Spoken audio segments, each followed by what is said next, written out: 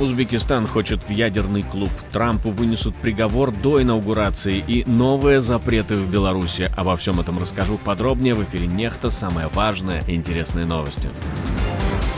Оккупанты продвигаются вперед, где РФ старается продавить украинскую оборону. Приднестровье переходит на дрова, но не сдается, разве что России. Инаугурация Трампа пройдет со спущенными флагами. Что случилось и будет ли инаугурация вообще? Спасибо, что смотрите, спасибо за доверие. Не забывайте про лайки, комментарии, не забывайте подписываться на канал, все это очень важно. Поехали. Российские войска продолжают наступление сразу по нескольким направлениям в Донецкой области. Силы обороны Украины вынуждены обороняться под массированным огневым воздействием. В районе Часового Яра, Торецка и Щербиновки уничтожены украинские позиции. Силы группировки Хортица сообщают, что делают все возможное, чтобы удержать линии обороны и не допустить ухудшения ситуации. Это возможность, к сожалению, окружения той группировки, которая осталась южнее Курахова противником. Там продвижение осуществляется несколькими колоннами с запада. При этом с Времовского направления, с юга, противник пытается охватить с фланга эту группировку. Особо горячо сейчас на Лиманском, Кураховском и Покровском направлениях. На последнем сконцентрированы огромные силы противника, до 150 тысяч солдат. Бои в этом районе стали одной из самых ожесточенных фаз войны. Россия пытается продавить украинскую оборону сразу на нескольких направлениях, но говорить о провале на фронте точно не стоит. Украина получит «Миражи», французские истребители. Первые 3 должны поступить на вооружение воздушных сил ВСУ уже до 20 января. Всего Франция планирует передать около 10 самолетов на этом этапе, так предполагают местные медиа. Точные цифры никто не озвучивает, естественно. Самолеты «Мираж» Франция оптимизировала для того, чтобы они могли нести крылатые ракеты «Скальп» и «Storm Shadow».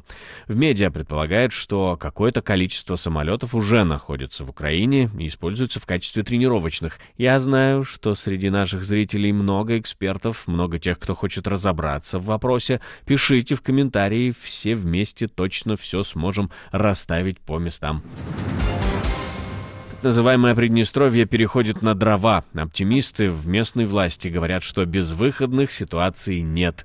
Вадим Красносельский пишет об этом в своем телеграм. Так называемый приднестровский лидер призвал не замыкаться. Сегодня с благодарностью упоминаем тех, кто строил жилье с печным отоплением. Во многих частных домах, особенно в сельской местности, сохранены печи. Их расконсервировали и затопили. К счастью, наш край богат древесиной. Запасы пока есть. В каждом районе открыты пункты реализации твердого топлива.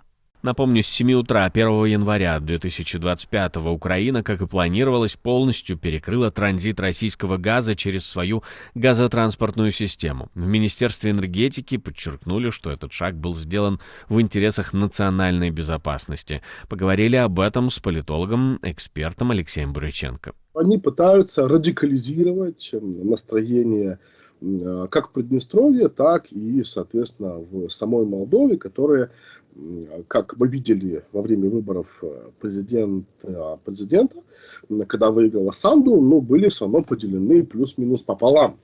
Вот. И через создание такого искусственного кризиса, тем более зимой, скажем так, будут евроскептики усилять и в Молдове, в Приднестровье, само собой, свои позиции. То есть такой план Москвы, это не Приднестровье, это ими как марионетками управляют с Москвы, чтобы летом, а я напомню, что летом будет самая главная ключевая битва за Молдову. Это парламентские выборы. Потому что все-таки Молдова парламентско-президентская республика, и тот, кто владеет, по сути, доминирует в парламенте, тот и определяет политический курс государства. Инаугурация Трампа будет проходить с приспущенными флагами. Новый президент США официально вступит в должность 20 января, и он выразил недовольство тем, что в это время в стране объявлен траур по экс-президенту Джимми Картеру.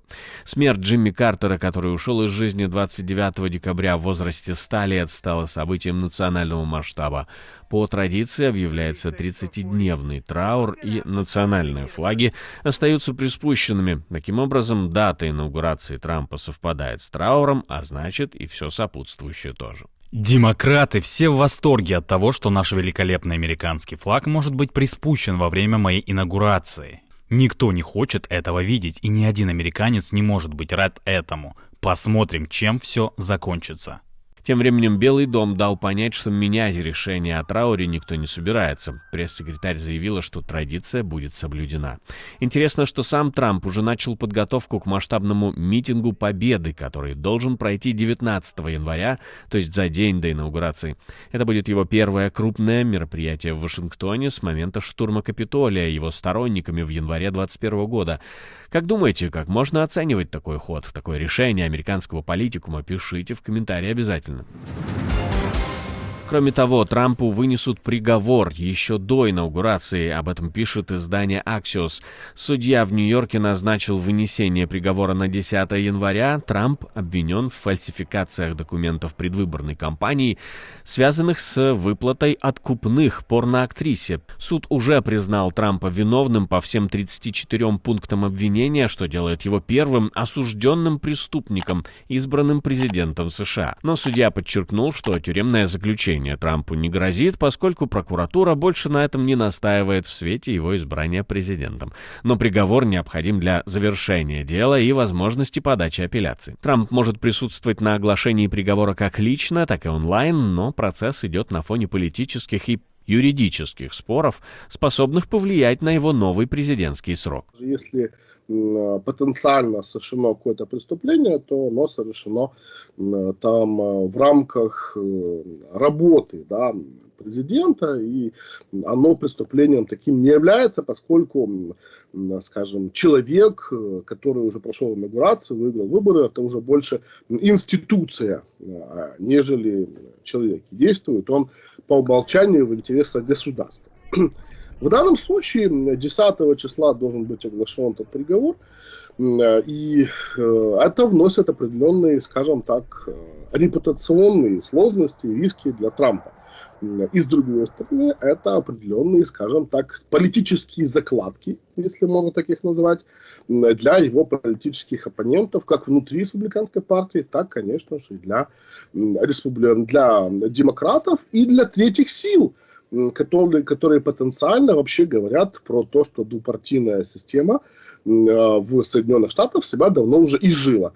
И 100% они этот факт будут использовать как аргумент к такой критической перезагрузке. Жертв теракта в Новом Орлеане могло быть больше, если бы план преступника сработал полностью. Террорист Шамсуд-Дин Джабар, въехавший на машине в толпу празднующих на Бурбон-стрит в канун Нового года, заложил 2 бомбы на ключевых перекрестках французского квартала. К счастью, взрывные устройства не сработали, иначе число жертв могло исчисляться сотнями. Пока неизвестно, почему так случилось. Возможно, из-за технической ошибки или своевременных действий спецслужб. Я думаю, они делают все правильно, пытаются улучшить охрану. Трудно заботиться обо всех и предвидеть все, что может случиться, как бы ни старались. Но я чувствую себя в безопасности. Тогда я тоже чувствовала себя в безопасности, благодаря присутствию полиции. А потом произошло это. Сейчас я тоже чувствую себя в безопасности, но никто не может знать, что может случиться. В новогоднюю ночь мужчина на внедорожнике въехал в толпу людей, отмечавших праздник на Бурбон-стрит в Новом Орлеане, одной из самых оживленных улиц города. Затем водитель вышел из машины и начал стрелять в толпу. Полиция открыла ответный огонь, в результате чего нападающий был убит. Узбекистан всерьез взялся за ядерную безопасность. Президент подписал указ, который наводит порядок в сфере промышленной, радиационной и ядерной безопасности. С 1 января вводятся штрафы за косяки на опасных производствах, проблемы с радиацией или даже за плохую эксплуатацию парковых аттракционов. Чтобы все это работало, создаются новые инспекции, а также страна планирует присоединиться к международным соглашениям, например, к Венской конвенции о ядерной безопасности и другим важным договорам, которые помогут быть в теме и соответствовать мировым стандартам. Станет Узбекистан ядерной державой? Как думаете? Пишите в комментарии, не забывайте. 4 января в Беларуси запретили продажу большинства пиротехники. Причина – рост травм, особенно у детей. Но бенгальские огни, хлопушки, тортовые свечи все еще можно купить, а фейерверки 4 и 5 классов доступны только юрлицам с лицензиями. Запрет направлен на снижение травматизма, но как его будут контролировать – вопрос открытый. Самое главное – запрет введен после Нового года, а не до, чтобы праздник не испортить.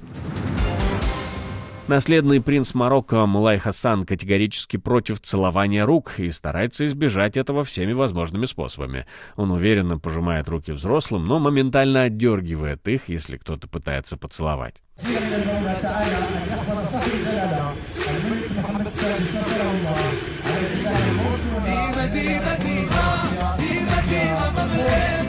Традиция целования рук королевской семьи, сохранившаяся даже при нынешнем короле Мухаммеде VI, вызывает критику как пережиток прошлого, символизирующий покорность. Несмотря на протесты, практика продолжает существовать даже после событий арабской весны. Спасибо, что смотрите, спасибо за доверие. Не забывайте про лайки, комментарии, не забывайте подписываться на канал, все это очень важно. У меня на этом все, до встречи и хороших вам новостей.